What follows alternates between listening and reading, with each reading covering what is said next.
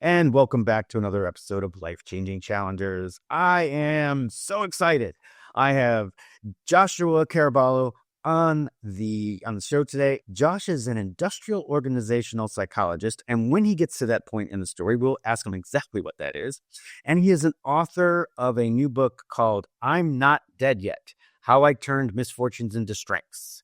So we will talk about that and we'll go into it. So Josh, how you doing today? Everything good? I'm doing great. Thank you, Brad. And thank you for having me on the show. I really do appreciate it. So Josh, can you tell us a little bit about your childhood? Kind of like, where'd you grow up? What was the complement of your family? And what was it like to be Josh as a kid? Absolutely. So, my earliest memories of being a child, I was born in Staten Island, New York, which sometimes is laughingly referred to as the second Rikers Island. I like to say it in jest because, to wallow in the negativity, which we could talk more about later, doesn't seem like the best way to address something like that when somebody says something. I've heard this a few times, and so I embrace it, and I kind of repurpose it and make it fun. But anyway, living in Staten Island didn't last too long. We moved when I was about 8 years old to South Florida. But my earliest memories as a child was me actually going up to strangers and embracing them. And I was so small, what I remember is embracing their legs and just holding tight to them. I know it might sound odd, but in my mind, the only explanation I can have, because this is like one of the mainstays of who I am and what I've become over the years, is just this idea of embracing humanity, embracing human beings has been a through line in my life. So my mom would take me away from these strangers and she would get so upset with me. And she would say, you can't do that because one day someone is going to take advantage of that. I had no idea what she was talking about and I didn't want to listen. In fact, I would cry and I would just want to go back to the next stranger that I would see and embrace them. So again, through the years, this has been one of those sorts of strongholds or inner values that has stayed with me. Another one that I recall that I really love is I used to put on these plays every year from Bible stories. I grew up as a Jehovah's Witness, so I was in a household that was fairly strict and that made sure that I learned a lot of the materials, including the Bible, and other books and pamphlets that were made by Jehovah's Witness religion. So that was my life. And as a natural sort of consequence, I gravitated towards the arts and performances without even understanding what I was doing. And that has also been a huge part of who I am and what I do. So because of my childhood, I have one older brother, 7 years older than me. It was a very small family, a family unit, if you will. But my extended family at that time was the greater Jehovah's Witness religion. I learned, and one of those teachings was that being a gay man, or being gay generally speaking, or queer, was not acceptable in God's eyes.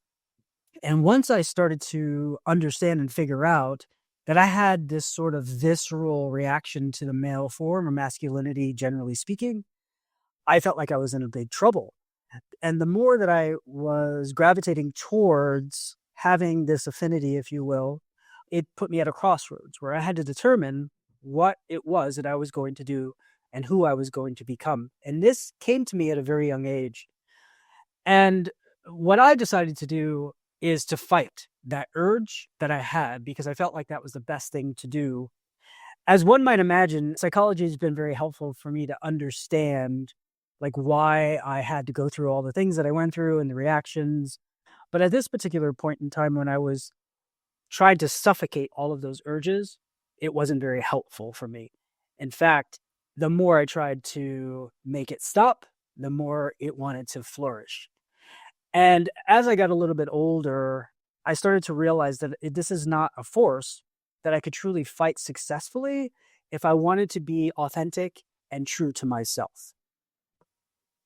That's interesting. And I can imagine as soon as you said Jehovah's Witness, I was like, oh, there's going to be some interesting stories coming out of this. So let's talk about that first urge when you finally realized that you kind of were attracted to more men than you were to women. And obviously the Bible has the the affinity for marriage being between a man and a woman, and this is getting forced down your throat there, yet you got these urges and you got to fight that, put that down, and ensure that we had gotten past the time and era of flogging. What age was this when you first started to feel like this? Don't remember my age. I would say it had to be before 13, so maybe around 10 or 11. Okay, that makes perfect sense. Yeah. Okay, I was It wasn't sexual, by the way. Like, right. I remember I was scrolling through a JCPenney catalog, and I got to the underwear section for men. Yeah, bookstore here. Yeah, we're adults. And again, it was not a sexual feeling because at that time I had no idea what sex was. Neither did I have the ability to have sex at that point in time. I wasn't ready for that. But there was a feeling. This is why I call it like a visceral reaction that I had to the male form. And I felt it. It was like a spiritual connection, for lack of a better phrase. And I'm not trying to, I hope this is not construed as like being gay is a religion. But what I mean by spiritual is that it hit a chord with my very spirit, with my very soul. And that's really the only way to explain it, because when you feel something like that, it is true to who you are. And it is very rare in your life that you feel something like that. But our bodies, our minds, and our spirits, I truly believe, and this is part of understanding psychology as well in certain circles, our bodies, our spirits, and our minds are giving us these indications. They are talking to us all the time. But if we're not ready and willing to listen to what those messages are, we're missing out on them. A lot of times we're clouding those things or misinterpreting those things for something else. Everything that we want to accomplish and be successful and have human flourishing in life starts with ourselves and our relationship with ourselves.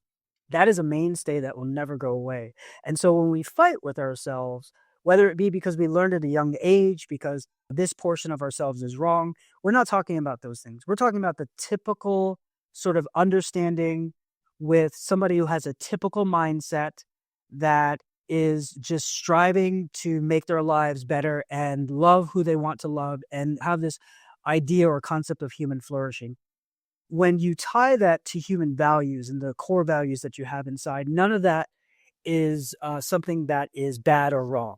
So nobody has a core value to kill an animal, as an example. That doesn't make any sense. So I just want to make that caveat very clear, because I've heard people give some lashback like, oh, well, authenticity, if you want to kill someone, it's like, okay, those are the fringes and those are very rare things. So we're talking about the typical way that people process the world and their life.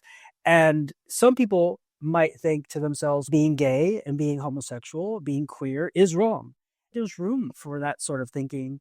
Where I draw the line is when those types of people start to impede upon my own life and make it mandatory for me to change my ways to fit more of their belief system in order for me to continue living and thriving. That's where I draw the line. The Jehovah's Witness religion, I went through a lot with them. I had to undo a lot of the pain. I'd even say suffering, because I internalized what I considered to be a lot of that hate. But I don't want to disparage the religion at the same time. And those are the two truths that I like to hold simultaneously, because I think although I can acknowledge they've done a lot of harm to queer people, and they're not the only religion that has done so, simultaneously, they've also created a lot of beauty and excellence and thriving for a bunch of people, for millions of people. So, and religion has done that on a whole.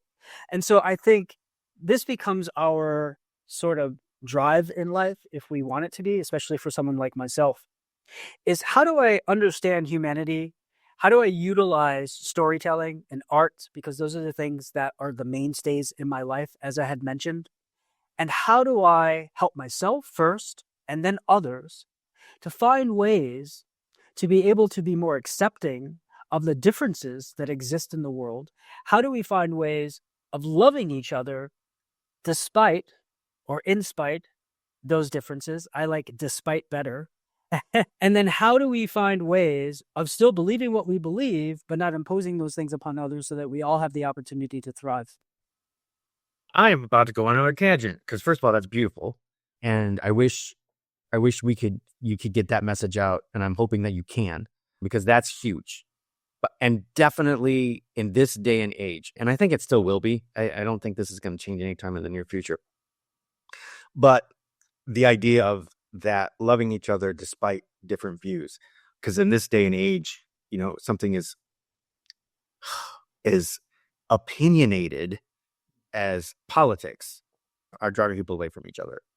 And and part of that, as far as politics goes, and I'm gonna give my little 2 cents here, and then I'm gonna let it go. Is the way that there's some stuff going on in the government. Let's just leave it like that. But there was a time when Mitt Romney was running for president, and there was a section where he walked into this cafe, and he sat down with these two gentlemen, and he didn't know at the time that the two gentlemen were a couple. And both were wearing military hats, like the sign of the thing, and most of their hats. And one of the gentlemen went to Mitt Romney, and you know that Mitt Romney is very religious. Mhm. And he said, "How do you feel about gay marriage?" And Mitt Romney looked him straight in the eye, which I totally like. I gave him props for that. Looked him right in the eye and said, "Well, in my opinion, a marriage is between a man and a woman." And then he turned around and said, "Well, that's the reason why you're not going to get my vote." Now, here's the thing. This is where I think the way the founding fathers actually wanted this to happen. If I was Mitt Romney or a congressman or even a councilman in any place, or I was running, I would have turned around to the gentleman and I would have said, "You know what? My opinion doesn't matter. Hmm. My constituents is what matters. Mm. If my constituents in my area, now his is the whole freaking United States, that's a whole different story. But are you talking about, congressmen and senators and stuff? If I believe that marriage is between man and woman, but my constituents have made it known that they are in agreement with same sex marriage, Mm. then I will support it in Congress because that's my constituents. That's what it should be. That's why it's called representative, because you represent your constituents. It doesn't matter what you believe. But that's where I think that we should go with that. And what you're talking about is something that if that message was a message that was uniform throughout our environment, we would see more of that type of representative for our people than what we're seeing today. Well, I would hope so. I mean, what you had just encapsulated, I believe, is sort of the way we should operate in our lives, right? It's the golden rule or the platinum rule, where the golden rule is to treat others as you wish that you would like to be treated. But the platinum rule is what I really appreciate because people don't always want to be treated the way you wanted to be treated. Well, yeah, it's biblical for sure, but it's also very individualistic. That's the way I Right. would look at it. It's like, so if I take the extra step to find out what you, Brad, want and how you want to be treated, well, first of all, I can't hold you at a distance, can I? Mhm. I have to get to know you as a person, which is like one of the wonderful things of what you're doing here today, inviting people to have this kind of conversation with you so that people can get to know more than just like face value or what they think they know. And that's really important. But my point is, like, we always have this opportunity when we meet someone because we're interacting with them, and so we're treating them in a certain way. And so you might say something or ask a question that might land with me a certain, in a way that I'm like, oh wait, why is he saying this? But if I'm taking the extra time to kind of get to know you as a person, more than likely I'm going to attribute what you're doing and saying with some goodness. Like, well, you must have a good intent. But if I don't really know you or don't want to get to know you, it's easier for me to label you, especially in a negative way, based on what I see and those stereotypes that automatically come to mind, especially if you put me in a position or there's a question or a comment that makes me feel a certain way. So I think that's on an individual level. And we start to do that as much as possible, then what we're doing is we're spreading a certain sort of standard, if you will. It's an activity that is really fruitful. And that's what I love to do. So I think, yeah, we want the majority of the people that live in the United States and elsewhere to have what they want. But sometimes the big engine, if you will, the big machine, when it comes to mass media, when it comes to politics, are spinning things in a certain way to where they're using psychology against us to make us want things that are really not in our best interest. And one of the best sort of analogies that I like to use for this is the junk food industry. We all know that junk food is bad for us, but we go to it in some capacity, most of us. And when you have it, it really creates this feeling of like, ooh, yum, this is good. It's a craving, and it's made for us to crave. It is purposefully done. So it is an institution, if you will. It is a machine that churns out a certain behavior that is in their benefit. So does that mean that we need to burn it down? And no, I mean, I do like chips, but every time I engage in that, I need to remind myself that I am engaging in a machine that is meant to keep me in that system so that they win. And so every time I engage, I need to protect myself. I need to inform myself, and I need to take actions that will help me to not get stuck in that, because I'm a human being. And here in America, because we're so focused on individualistic sort of considerations, there's this phenomenon in psychology that's called, it's when you feel that you're the exception to the rule. And so you engage in junk food thinking, I can have this bag of whatever it is and I'll be fine.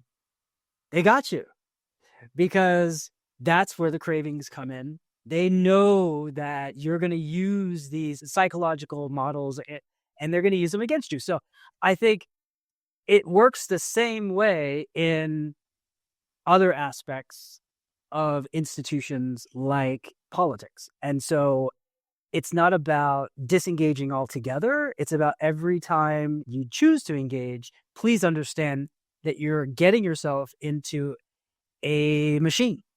And that machine works very well. Otherwise, they wouldn't be doing it. And it's meant to keep you into a certain mindset and also to keep you taking certain actions.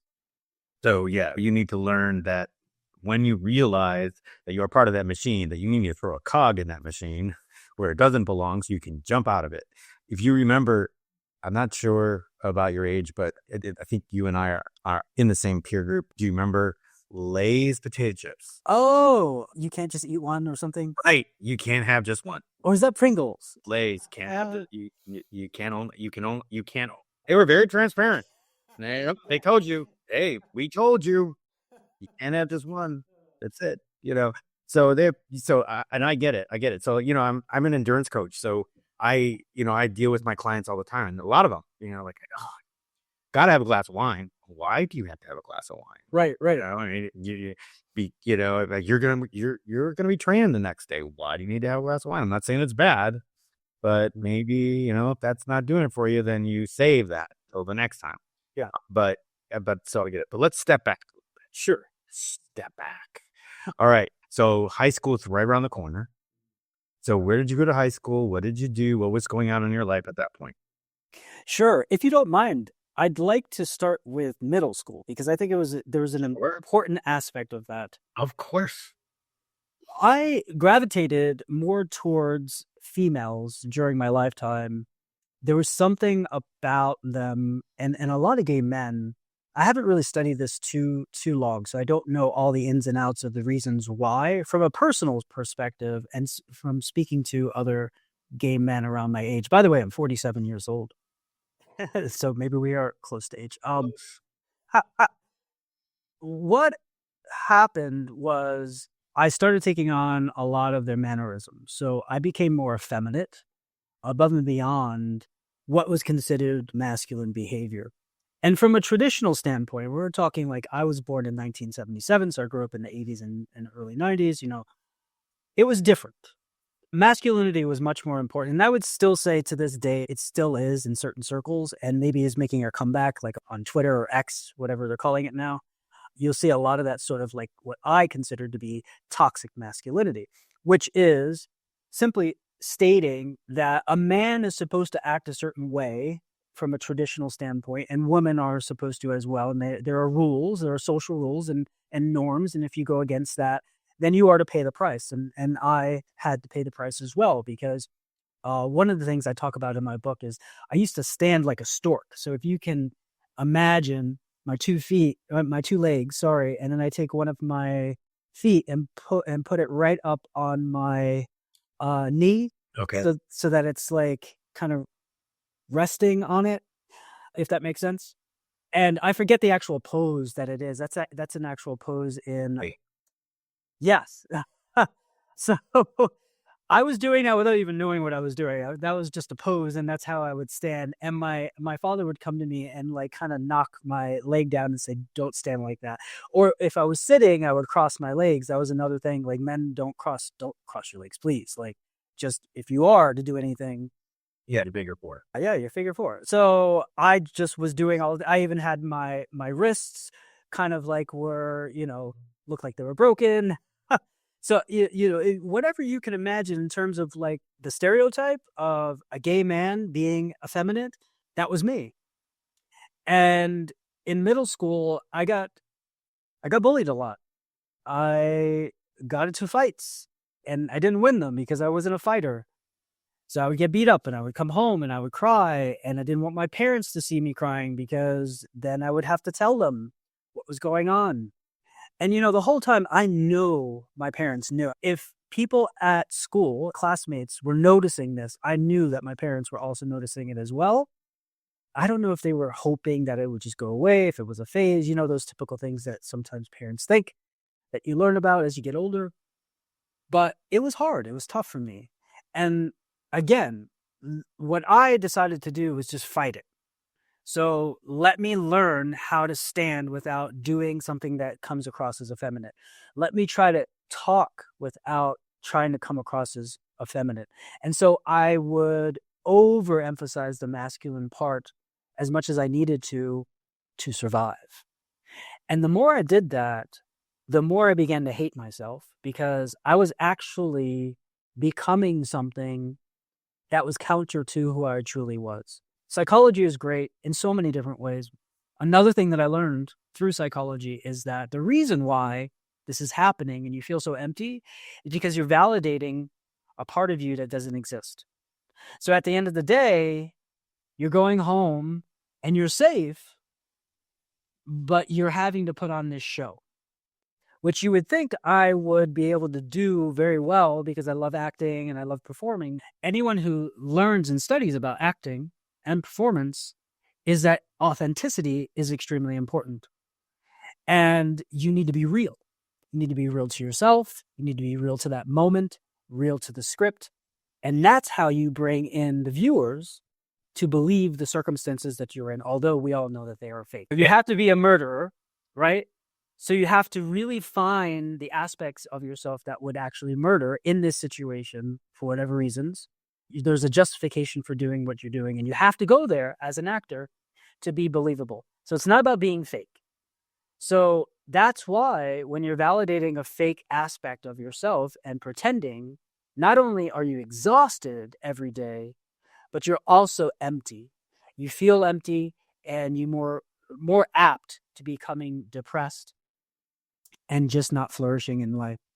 So all of that needed to change. And slowly and surely, I started to make the process of that during my high school years. It didn't happen all the way because I was still very afraid. I didn't want to be pinpointed or beat up again.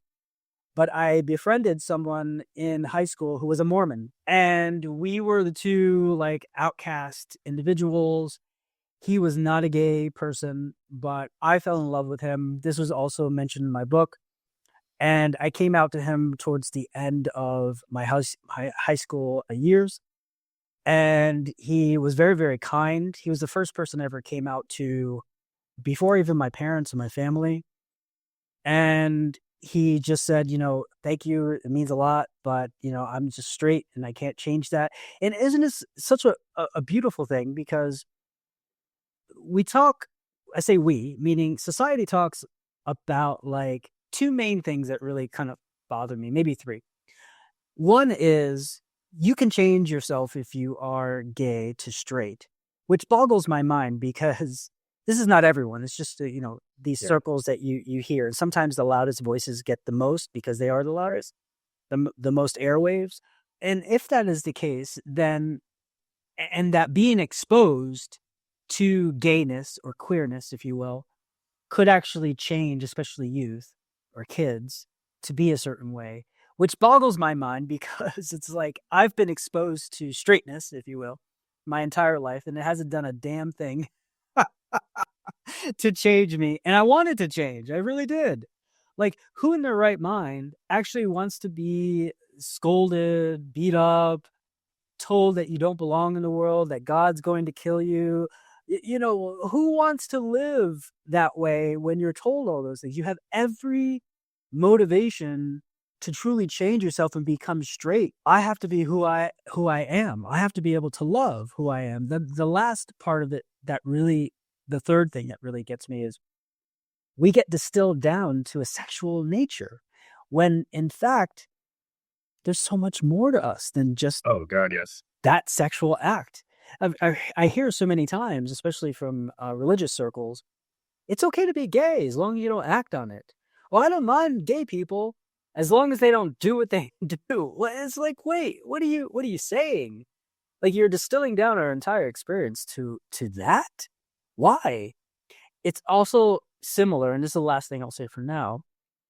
Also very similar to distilling down the trans issue in bathrooms down to what your genitals look like and policing people's genitals based on how they identify. And I know that might open up a whole can right there just by saying that. But I have to mention that as a queer person living under the LGBTQ plus umbrella, this is another thing that really gets me. It's like if you want to, when you find yourself distilling someone down to one particular thing, especially if it's something very private like sex or their sexual organs, some lights, red lights and alarm bells need to be going off, telling you, wait a second, I'm not treating this person as a whole individual. What am I missing here?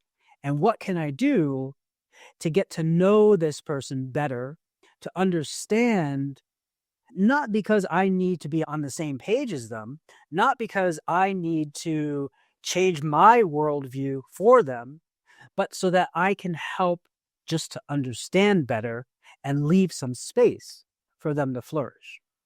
I think that's important. And that's one of the things that I've learned. It's like living under this queer umbrella, especially during high school, started to give me the understanding that I need to be more grounded in who I am so that people can help to see and understand that people like me can do well.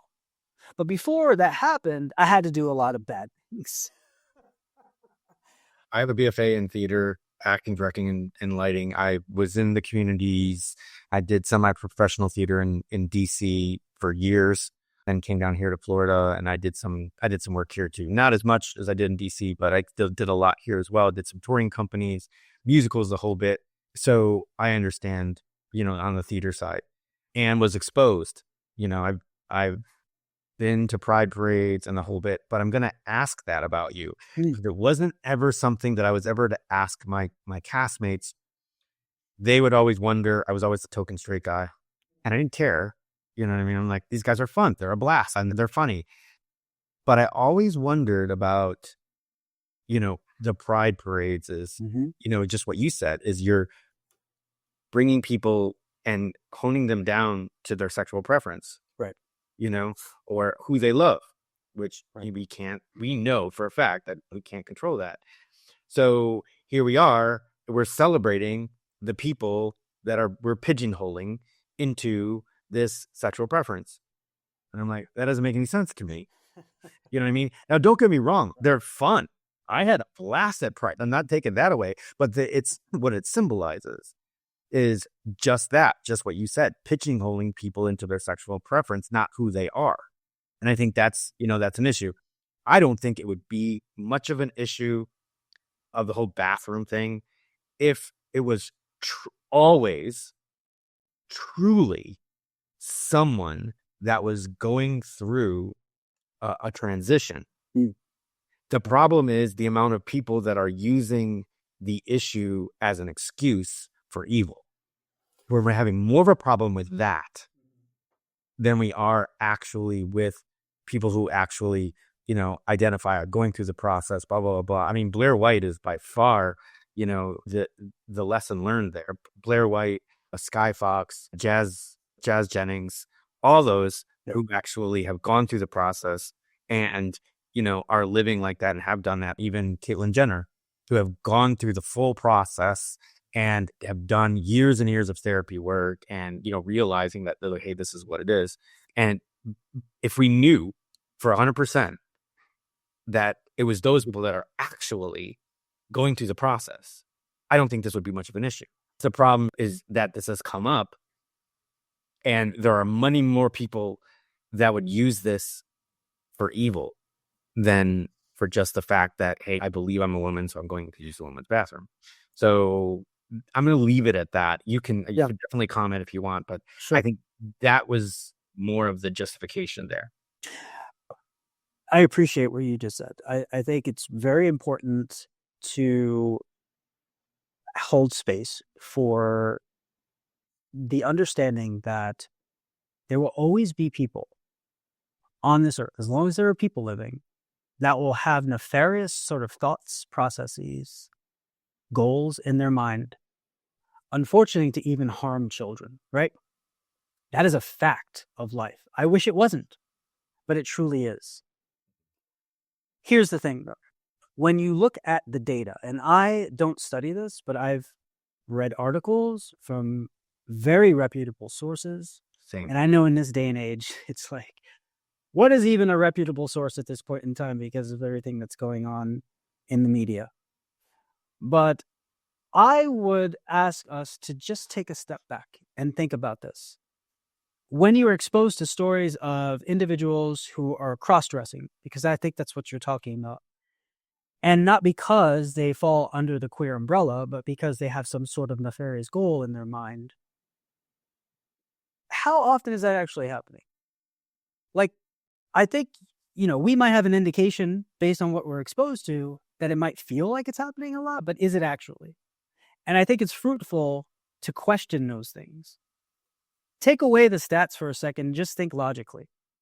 When's the last time that you've allowed a 6-year-old or saw a 6-year-old by themselves in a bathroom? It might happen, but for the most part, they're with their parents, right? Here's another thing to think about. Who in their right mind actually enjoys being in a bathroom and lurking around? Who? Those nefarious people. Okay, but are they all trans? They aren't trans. They're using the issue. But here's the thing. For nefarious purposes. The bathroom is not the best way for them to carry out their goals. Mm. I get it. It's a stinky, nasty place where most people go in and they want to do their thing and they want to leave. People who are close to the family. People who have access to the kids without their parents, which is not a 5-minute bathroom break. It is happening in places and spaces where they are actually friends of the family or part of an institution like a religion. That's where the numbers are. And so I think we really need to concentrate on who truly are harming our children instead of highlighting this, which still has some credence. It's not an all or nothing. But when it comes to, if we truly want to get down to who is harming our kids, let's look at all the people who have molested for years and years children. That's where our focus needs to be, above and beyond all these other things. When all we're talking about is bathrooms and this becomes a highlight and it's a national conversation, something has gone awry. We're I'm with you on that. And I did a speaking engagement where I literally had to research child abduction and stats. And it was a long time ago, so it wasn't like, but I issued stats from 1970 to 1990 and from 1990 to 2010, and I had come up with the statistics of child abductions. I wasn't focused on why they were abducted or what happened while they were abducted. Mm. It was just pure abductions, and obviously, even in both. Now, the interesting part was, as far as the full numbers go, um, from 70 to 90 and from 90 to 10, they were almost identical. The number of children that were abducted, and that now the stats had moved, because there were stats that I had where were they alone, for a certain amount of time, were they abducted by someone that they knew versus somebody that they didn't know, neighborhoods, demographics, the whole bit. I had it all lined up, and as far as the numbers go, it was somewhere around 800,000 per year, and it was the identical. Except that, and the reason why I had done it was because from 1990 to 2010, it had become in this, that's when the Amber Rover was born. That's where all this stuff, and there was a lot more of it. And it turned out that even though it was the same amount of kids that were abducted, the biggest limiter here was, think about what happened between 1970 and 1990. You grew up in Staten Island. You had, from 1970 to 1990, you had what? 5 channels? uh You had 5 channels, right? And a newspaper. Hmm. News was only on in the morning, and 6 at 5 and 6, or 6 and 7 and 11, right? That's when the news was. That's when you caught your news. That was it. There was no 24-hour channels. Start of the internet in the 90s. Now all of a sudden, CNN, US SNBC, and 24-hour news stations, podcasts, blah, blah, blah. Everything is going crazy. Mhm. You got, the birth of satellite radio, 24-hour news networks. I mean, and it was crazy. So even though there was no difference, and again, obviously portions of this, I'm sure, were, having these nefarious, evil intent. Well, they were all evil. Well, not all of them, because some of them were, one of the things was abduction by a parent in a divorce, that there was, I added that stat as well at the time. But so it wasn't always nefarious, but most of it was. And what happened afterwards was not included, right? But Abby, you've got to assume that a big portion of it was in that. There was an uptick as chat rooms were invented. So it wasn't completely 800,000, it was around 800,000, but it was minimal as far as that goes. And now it's come down to 2010. Obviously, I haven't checked out 2010 to 2020 or until now. But that was, at the time, that was the stats that I came up with. Basically, what you're saying is, okay, you're definitely hearing more about the trans issue in bathrooms now versus not. You're hearing stats of the nefarious parts more because of this, because we have all of these outlets to send the message, and it's not unfair.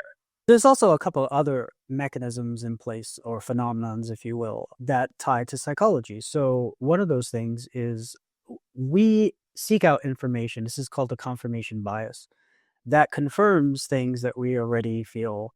The easiest way to explain this is, the moment you buy a new car, the make, the model, the color, you'll now see all over the place. You don't have to tell your brain to do anything. It automatically does this. And that doesn't necessarily mean that all of a sudden now a bunch of people decided to buy the same exact make, model, color car that you have. What it means is that your brain is now filtering out a bunch of things and focusing in on the things. See, and you didn't have to sit with your brain and say, hey, brain, I just bought this new car, and I'm wondering if you might just, kind of show me all the other. No, you don't have to do it. It's all happening underneath everything that you consciously are aware of. This is why it's so important to understand how our subconscious mind works. This is one of the ways that we find ourselves in these echo chambers, because there are a bunch of other things happening, but we're filtering them right out. Why?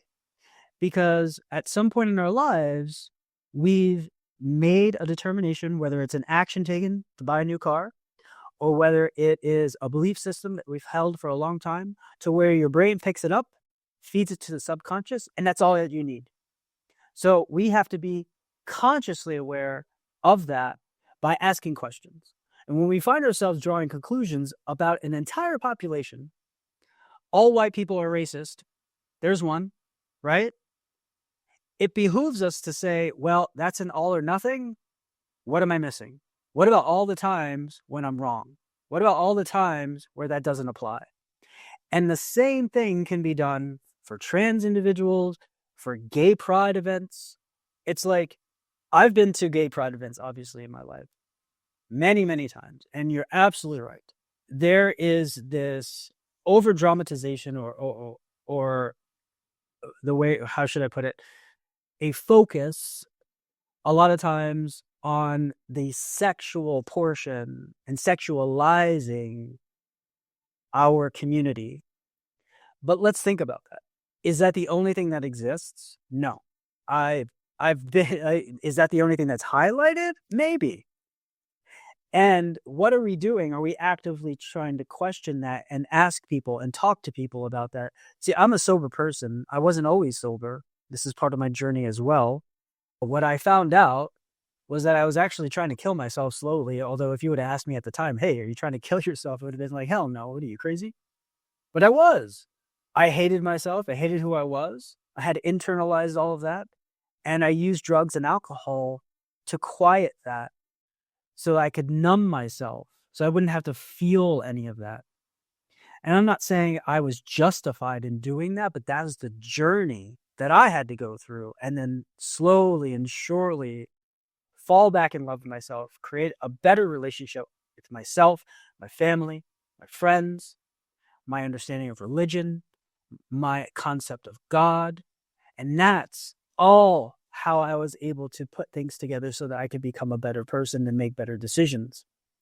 If I am ever reduced down to the addiction portion of myself with a sexual nature, that is an injustice to who I am, because that's just not that's a very small portion of my life. It exists, it is there, but it is not everything.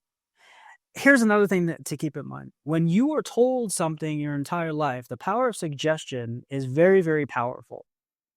There are plenty of studies to show this, but I'll give you an example. You wake up in the morning, you look at yourself in the mirror, and you say, "Ooh, feel really good. I had a great rest. Can't wait to get this day started." You go to work, first person you see, they look at you and they say, "Are you okay?"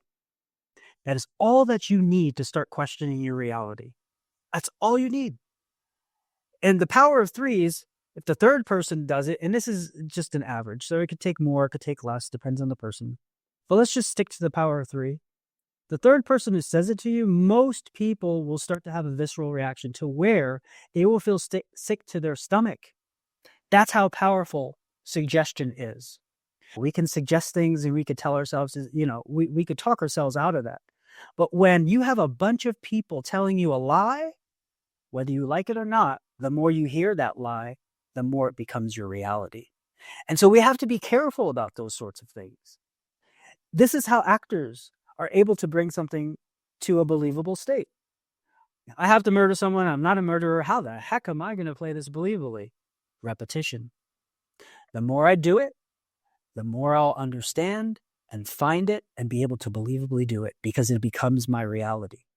And I need to be careful, because once I make that my reality, I have to undo that, because when the show is done, well, then I need to move on and become, I'm not a murderer anymore outside of that. So that's important. So every time we are exposed to the machine, if you will, that's trying to give us all the Lay's potato chips that we can possibly, let's engage. Let's have some fun. Let's enjoy it.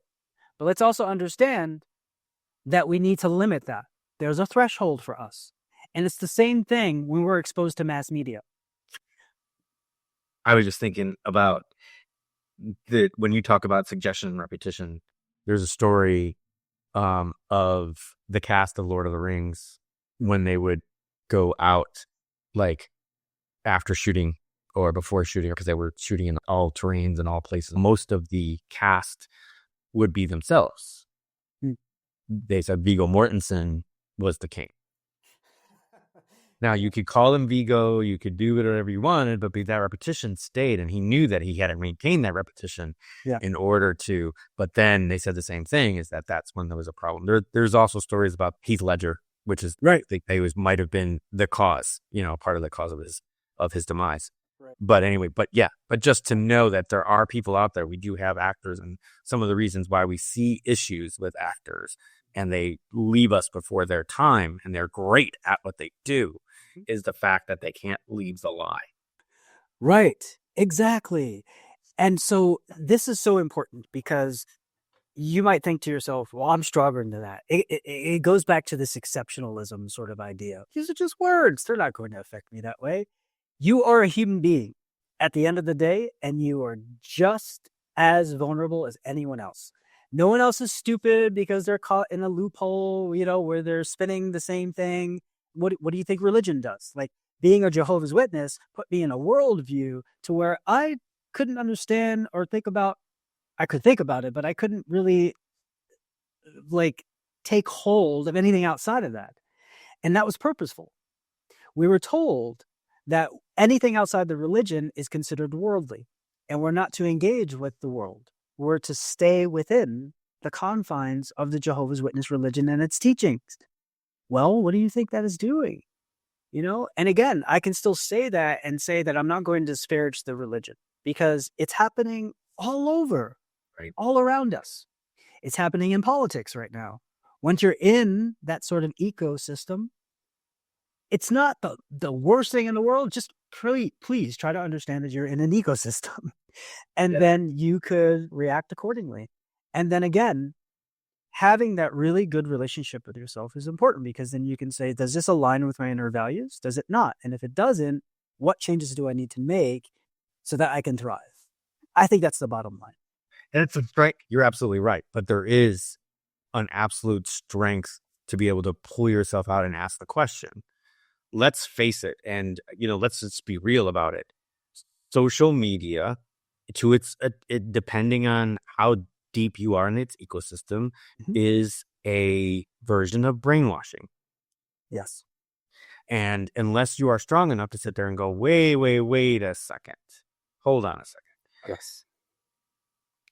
Why is this guy convicted on 34 different counts? Where is the actual trueness to this? I need to go back and go 34 counts on one little thing. Come on, that's just insane to even think about. Let me actually dig into the real story behind it and find out what this was, right? And a lot of people just don't do that. They just hear, 34 counts, he's a felon, blah, blah, blah. Even though, and then I had to look into this as well, as I found out as I looked into the law, right? You can't call him a felon. He's not considered a felon until he is sentenced, and he wasn't sentenced on any of it. So he's not a felon. This is a rhetoric. And you've got to sit there and go back and go, okay, think about that. That's just one person. It's really interesting what you say. Coming from someone who is a felon, which is myself, I've learned that even getting charged is all you need to be considered a felon. Now, whether that's right or wrong in the eyes of the law is one thing. But here's how I know that. Even if somebody can look up the fact that you were arrested for a felony charge, it doesn't matter if you're convicted or not. They can block you from certain things like renting, like getting a job. And it really depends on the state. Like here in the state of Colorado, they have an 8-year threshold where you can't go back beyond that. But in other places like South Florida, there isn't one. They can go back as far as they want to. And so there are real repercussions for people being arrested for felony charges. Now, look, felonies exist for a reason, and I think it should be this way. Like, there are very serious crimes that fall under felonies that need to have repercussions. The issues I have is that my felony came because I had 3 DUIs, and I'm not saying that I should be treated differently. I had to go through that. That was a horrible thing for me to do, those 3 DUIs. I could have killed someone, which is more important than even the opportunity I had for possibly killing myself and ruining other people's lives. So all those things are extremely important. But after the 3rd time, it's considered a felony because DUIs are usually not felonies. And so I had to go to prison. So I spent time in prison because of my, that's what I needed in order to become a better person. I had to get through that. But the thing is, it's like, I agree with you. Let's not label people off the bat, but let's also understand that there's a system in place that has, for the most part, oppressed Black and brown individuals for a very long time under that same sort of semblance and understanding. You're a felon and your life is now ruined. Now, sometimes that is necessary because they've done atrocious things. Sometimes it's not. Like in my case, I am thankful for the opportunity that I had to really seriously look at my life. But there are many people out there that are stuck in that system where their lives are ruined forever. And it could be like a drug crime that they had instead of something so atrocious, like killing a human life. I agree. I mean, and I agree with you, but I also think there's now, as far as that's an HR freaking laziness point right there. If you're going to go and you're going to find, you're going to look at the arrest record and not follow through.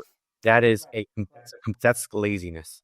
Or I agree with you. Yeah. That should not happen. And if that's what's happening, there should be another law on the book stating that, if you find, or putting it together, actually putting it into the arrest record saying arrested, not convicted, so that the record is set straight, or that if they're arrested and not convicted, that it should be stripped off the arrest, that the arrest record should be stripped. All of those. This is reality.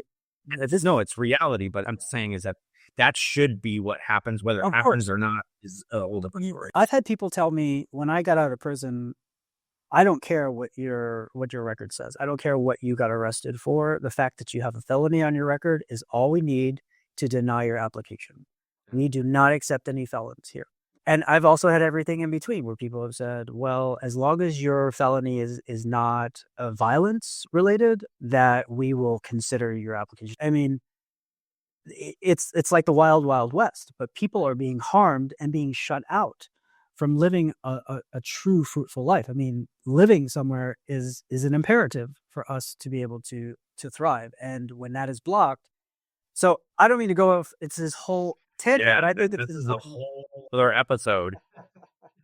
So that's also part of who I am in my life, what I've experienced. And one last thing I would like to mention about, everything that we've talked about thus far, from a psychological viewpoint, again, is that the reason why we think about and contemplate negativity above and beyond positive things that happen in life is because that's how our brains are set up. So think about the friend who's done a million beautiful things, and the one time that they really upset you, that's what you remember above and beyond, especially during that moment and thereafter, depending on how long it takes you to process these things. Everything else gets kind of wiped out for a while. It might seem unfair to the person, but that's how the brain works. And so when you understand that, especially if you want to use this from a mass media standpoint to get a broad stroke against people, you focus on the negative because that's going to be a powerful force. Fear is powerful. Hate is powerful. And it lasts longer than positive emotions.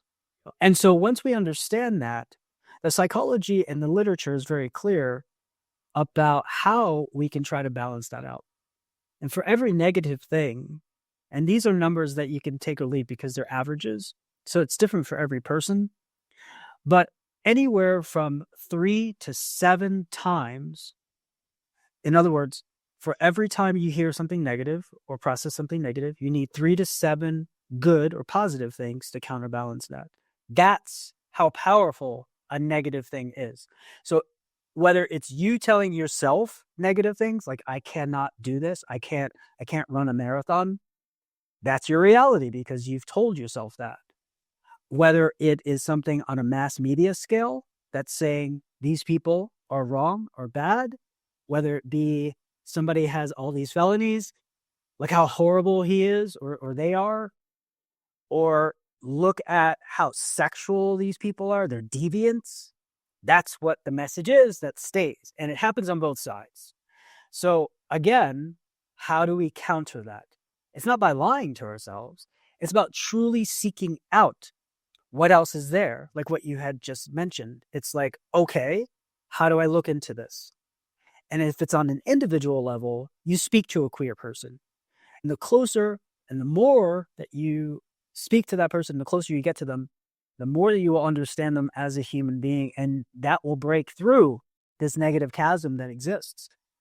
And I think this is what we need to do on a whole in the United States, especially those who identify on the fringes. And well, part of that is the attention span, right? It's like you don't get something like a Joe Rogan who his platform is 3 hours every single day. You can get to know somebody really, really well in 3 hours. That's right. But when you're on ABC, you get a 20-minute interview. That's right. You're not going to get that. I always thought about it one way, but now I think about it in a different way, just because of what you said about the 7:3 ratio. I'm a Jew, and in Judaism, we don't believe in open caskets. Mm. The reason for it is so you remember the person while they were living, not while they were lying in the casket. Right? That's the reason for it. And I never reasoned how powerful that was until I allowed myself to get peer pressured. I have a mixed family. Okay. I allowed myself to get peer pressured into going into the wake room when the casket was open because of the mixed marriage. That a lot of people wanted the casket open. I didn't believe in it, and I got myself peer pressured into my grandmother's funeral. And once you know it, now don't get me wrong, I got plenty of memories when she was alive, and she was great, blah, blah, blah. She was awesome. But the first thing that pops into my head, the first one is her lying in that casket. Then after that, I can get to the good stuff. But it's always going to be the last time you heard something, the last time you said something, the last time you saw something. Yeah. That's what's going to come first. Last in, first out, right? So, yeah. And what you said is so powerful because that's the first thing that I see. I would need to see her 7 more times alive and flourishing to cancel out that one. So, yeah, And it gets easier over time. These are skills that we can build up.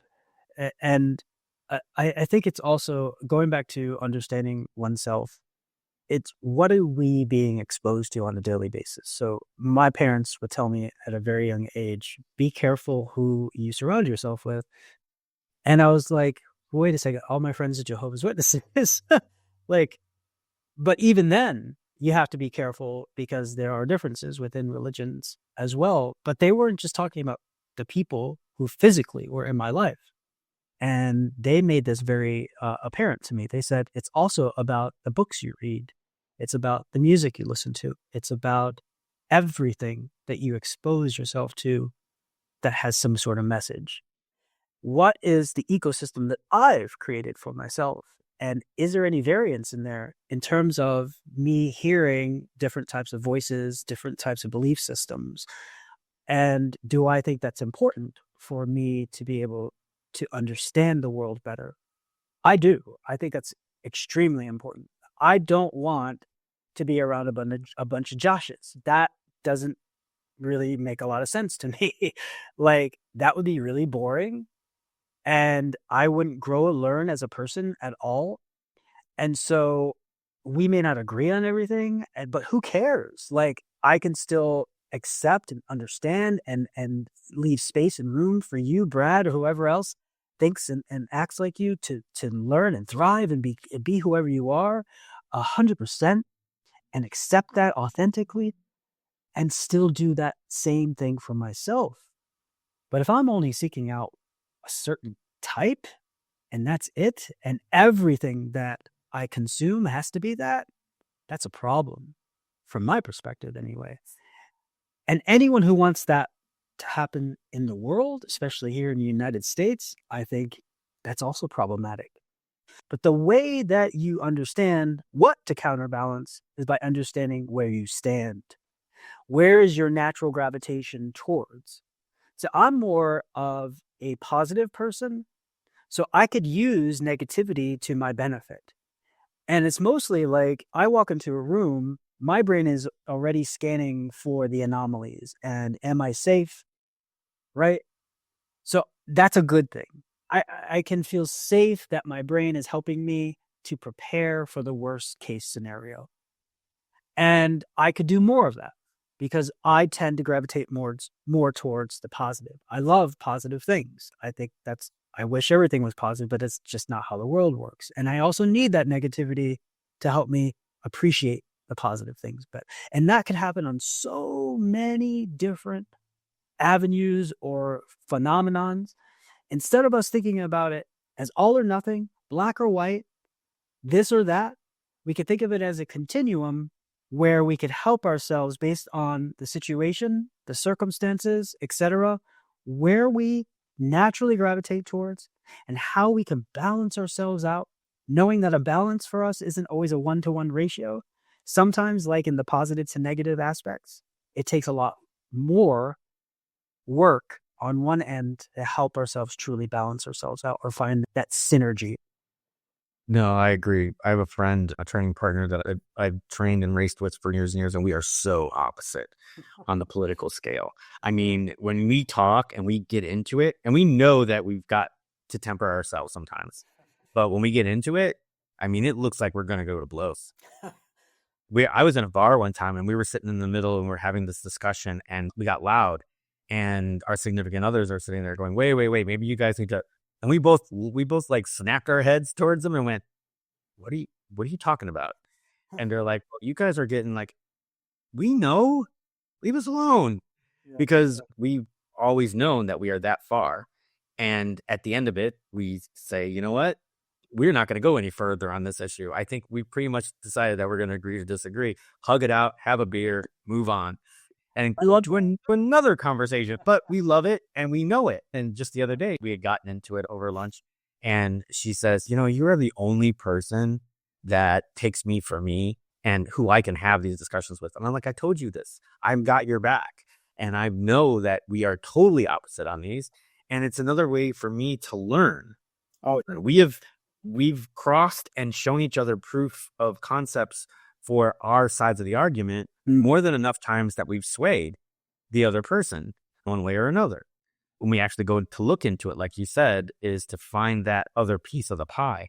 Right. You've got to kind of look at the opposite side and see what's there and then determine whether it's fact or fiction. This is why I love research. Yeah. The first thing I learned was you have an argument, you have a thought process, a model that you're thinking of, you're trying to see whether your hypothesis is right or wrong. You need to actively seek out research that disproves your hypothesis. Yes. Do that, you are not being an ethical researcher. That's why true research, when you start to understand, that's why it's peer reviewed, that's why there's checks and balances in place for good research to take place, because there's bad research too. But when you're doing it that way, you're looking at all angles and you're putting it all out there like a reporter would. A good reporter, because there's good reporting and bad reporting, right? But good reporting is it's not about inserting how you feel about something. You might have that there as like what I think might be underlying this. This is my thesis, if you will. But I am not just giving you all the tidbits that are going to support my thesis and nothing else. That is an injustice. What I'm doing is giving you all of that, but also giving you what other people are saying so that you, as an informed person reading this material, can take a step back and say, that's very interesting. Now I see both sides. This happened a lot with caffeine. For a long time, the literature was like, oh yeah, have 5-6 cups. It's really good for you. It's good for your brain. It's good for all these things. And then some more research came out and said, oh, maybe not. Maybe just like 2 or 3 cups is best. And then you take this whole thing together and you say, how does this apply to me? How does this apply to my family? How does this apply to my loved ones? And it's going to be different for each and every one of those things. And that's a beautiful thing. So am I to sit here and dictate how other people do their coffee intake? No. I know what's best for me. I can still change. I could do better. There might be things that happen in my life that will change me yet again. I might talk to someone like Brad and say, ooh, he likes his coffee a certain way. I had never tried it that way. It's like all these things. I like using something like coffee because it's safe. Right. If we could do that with coffee, we could do that with anything. Okay. So I am not an affiliate and I I'm not a brand ambassador. I'm not any of this stuff. But I'm going to give you two sites. There's SAN, SAN, which is crud. It's a network. Anyway, it's a news network. And they've got videos and podcasts on there. But what they do, and this is like the video side, podcast side of it, is Straight Arrow News. Sorry, Straight Arrow News. SAN.com. And what they do is they divide up their news in right, left, and center. Ooh. So that you can learn is, okay, what is the conservative, what are they saying about this issue? What are the liberals saying about this issue? And there are some reporters that sit in the center. And what are they saying about it? And they can sit there and then they'll look at every single article and give you a score of, hey, this leans more right, this leans more left, blah, blah, blah. Then there's Ground News, which is the print version of that exact same website. And it's all the print articles that are out there. And it's the exact same thing. Right, left, center. Great things for fact checking. And you can actually see what is the right saying about it? What's the left saying about it? What are the conservatives saying about it? What are the liberals saying about it? What are people in the center saying about it? And what leans left, what leans right? And then they'll give both of them also do another thing called the blind side, where the right is talking about this, but the left is not even mentioning it. Okay. And the left is saying this, but the right's not even touching it. Right. You know what I mean? So you can kind of see that as well. I'm just going to put that out there. I'll put it in the show notes just for all of you that are listening. But those are two great little things. And I have found myself, this is just me, right? But what is it? Stopes? Oh, There's a fact checking thing. That one seems to be more on the level than factcheck.org. Factcheck.org to me looks like it leans a lot more left. That's when I've used it for certain things to fact check. That's what I found. That just might have been that way, or maybe everything that I was looking at was completely wrong. And, but it just seemed like it moved that way as I was looking around the site. So I'm just going to say that factcheck.org, Stropes, and I'll put that in there. And then SAN.com. I think it's Snopes, right? Snopes seem to be both ways. They're fact checking, but they seem to be pretty center.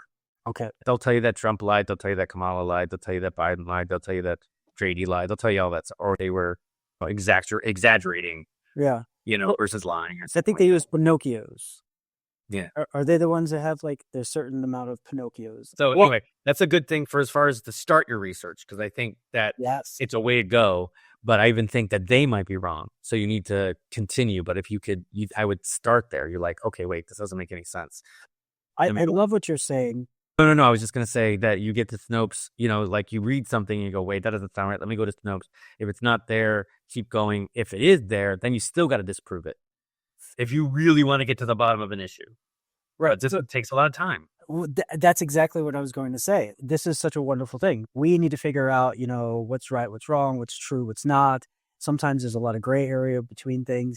But what we don't talk a lot about is how to find those things and how to sort through the plethora of information, as that exists, especially on social media, and how we can determine what is factual, what is not. And this is getting harder and harder because people are spreading dis and misinformation purposefully to try to get people to act or believe a certain way. And so what it means is that we especially need these sorts of skill sets in this day and age more than we ever have, perhaps. And I think so that's why it's so important to really have people like yourself have these sites in place as resources, but also not taking anything that we see at face value, but also understanding that by doing that, it takes a lot of time, energy, and resources, and we can't do that with everything. And so we need to be strategic about it. Like, if we're fighting over whether something is a bridge or an underpass, as an example, and we need to do all this research to figure it out so that we're the right person and we know what the facts are. Well, unless that's what you're into in your everyday or part of how you make your money or whatever, it might not be the best way to spend your time, right? But if it's something that actually affects your livelihood and is a decision that you need to make, then by all means, please take all the time, energy, resources that you need to make an informed decision, knowing that even at that point in time, after you've done your due diligence, if you will, that you still may not know everything about it, and that's okay. Because think about any phenomenon that takes place. From a research perspective, you need at least 10 to 20 years of research to truly understand that phenomenon. And that's from a psychological standpoint, and anything that's social psychologically related. It takes a long time because there's so many questions that you need to answer. There's so many nuances to human behavior in order to truly understand how things work. There are other things out there that don't need so many nuances, like, how your heart pumps blood, as an example. It's like it's pretty clear cut. There might be some questions that we truly don't know, but we know a lot and we know how things work. So think about the realm that you're dealing with. And in this case, what we're talking about is usually a lot of human phenomenon that has something to do with psychology, social interactions, and those things cannot be answered in one fell swoop. You can't just take one study and say, here's the result. If you can take 10 years of studies that all point or mostly point to something, now you have evidence in the direction showing that this is probably true. And here's the last thing about human behavior and psychology that I love to share. Nothing is ever proven. Nothing is ever 100%. The threshold in psychology and in social science is usually 95%. So what that means is 95% of the time, this is true. And that's a mathematical way of showing that something can work, or that some belief system or some model actually does make whatever outcomes it purports to have.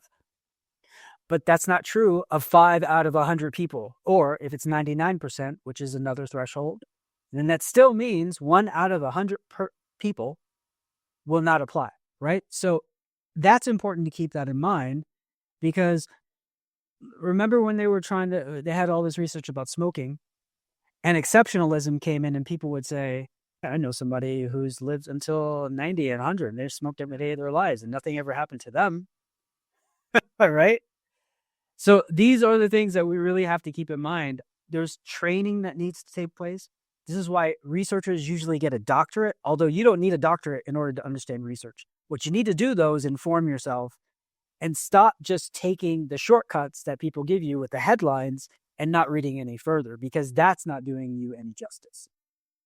Yeah, and I agree. And if you're going to go as far as Josh goes, and actually I do it for studies for my athletes, find out if you're looking at an actual study, is the two things you need to look at are who actually sponsored the study. That's right. And is that sponsor got any kind of play in the study? So, if Gatorade is doing a study on hydration, I would take that with a grain of salt. That's right. Right? Because they've got a stake in it, right? But if Johnson and Johnson did it, I think we'd be okay, right? Or if somebody completely not medical, or a university, right? And as long as it wasn't the University of Oregon, which holds the Gatorade lab, that, I would be a little bit about that one. But anyway, and then you just want to make sure that it doesn't have a stake. Because I love studies, because you can start with the abstract and actually get stuff. And then when you want to dig in, you can dig in. Really important point. Read your fair share of stuff. Okay. And they're not exactly written in the greatest language. Or, don't read them before bed. And this is done purposefully. It's actually done in Greek. There are Greek symbols and letters that are used, especially for the mathematics, what we call a quantitative research, or analysis, and that's done purposefully. It's a ring of fire, if you will, so that if you're not trained in a certain way, you have no idea what that means or how they got to the results that they did. And that's really important, because in a lot of circumstances, these same research papers are being used to make decisions about people on the whole from institutions, and it's not always being used in the proper way. These decisions are not always being made with all the understanding and various evidence that's counter to. Sometimes that's not being taken into consideration. It's just an action is being taken on behalf of people that is not always in our best interests. The research, I mean. So that's important as well. If it was easy, we would all have the right information and material that we need to make the right decisions, but that's just not how the world works. That's not how science is, and that's not how it's used. So I think the more that we could put in our toolbox to help us to navigate through these things, it's not going to be a panacea for everything. We're not all of a sudden magically going to be just the best people in the world. It's just a tool, right? So it's one of those tools out of many, many different things that we could utilize to help ourselves and help others as well. Yeah, exactly. And I think that's a great note to wrap up on. This did not go as planned. And for those of you listening, you know what? I always talked about life-changing challengers being an evolution. And I think we've taken a step into the evolution. We've got a good portion of Josh's origin story, and he gave us a lot of the things that happened. He didn't go into detail on the story part, which we usually do, but he gave you enough to get the lesson and that he's talking about. And I am just really grateful that it actually happened this way. Maybe we'll have Josh back on again, and we'll just make sure we started with, nope, we're not going into this. We're going to talk about you and the story of you and have it be your origin story. And we're not going off into a tangent, but I love the tangents. The tangents were huge. A lot of lessons came in out of this. Ways to research, talking about finding the positivity in things. How many times you need to counteract a negative before you can finally start thinking on a positive. What you need to do to counteract the negative. And just ways to think about things. Delving into people as people, not as specific things that might be stereotyped as, and actually delving in deep and not thinking about when you hear something bad about somebody, does that make them a bad person? Or what was the story behind it? What actually happened there? You can't sit there and go, oh, he did something bad, therefore he's now all of a sudden an evil person. What happened in there? What's happened since then? What happened before then? A lot of lessons came out of this episode, and I hope that you probably go back, listen again, and pick up on some of the great nuances that Josh has left us with. Josh, thank you so much for being you, and I do hope that somewhere down the line on another season that we can bring you back and we'll talk a little bit more about the insights and how you felt about certain things that happened in your life and the way you got through them. But you gave us so much to think about that I think it'd be overload at this point. So yeah, so I want, and that's the only reason why I want to do it right. I think we will have you back on, and I appreciate it. I appreciate you for everything you did. For the rest of you, go check out if you really, and I can't wait now. I want to know what happened. So remember, I'm Not Dead Yet: How I Turned My Misfortunes into Strengths. And that's available on Amazon. You can also get him on his website, and that's drjosh.solutions, which I love that title, by the way. And then he's got a lot of other things going on here that you need to take a look at. He's got stories of himself. He's got a blog with some blog articles. He's got things that you could talk to him about. I think you got a YouTube channel too, right? Oh, no. But there's other podcast interviews that I've done that are on YouTube that you can find. And he has an account on Instagram and on LinkedIn. So go check out those. I'll also link those in the show notes along with a direct Amazon link directly to the book. This has been wonderful. Thank you. Brad, thank you. I want to thank you for just giving some space for me to be authentic and have this conversation with you today. And I want to also thank you for what you do. I appreciate it. If you're watching this on YouTube, hit that share, like, subscribe, hit the bell so you always know when we're coming up with a new episode. If you're listening on Apple or Spotify, please leave a review. If you didn't like the episode, tell us you didn't like it. This way I can help the podcast continue to evolve. Any feedback is good feedback. But with that being said, for Dr. Joshua Caraballo and myself, we will see you in the next one.